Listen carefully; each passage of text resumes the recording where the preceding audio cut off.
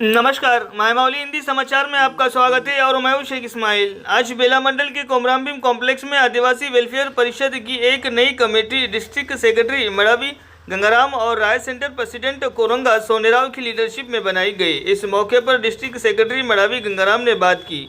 उन्होंने आदिवासी कम्युनिटी से लंबाड़ियों के खिलाफ मूवमेंट शुरू करने के लिए तैयार रहने को कहा, जो आदिवासियों की रिजर्वेशन को गैर कानूनी तरीके से लूट रहे हैं। उन्होंने चिंता जताई कि अधिकारी आदिवासियों के एक एजुकेशन सिस्टम को नज़रअंदाज कर रहे हैं। उन्होंने नई कमेटी से उन अधिकारियों के खिलाफ मूवमेंट शुरू करने को कहा जो 1/70 पैसा एक्ट का उल्लंघन कर रहे हैं।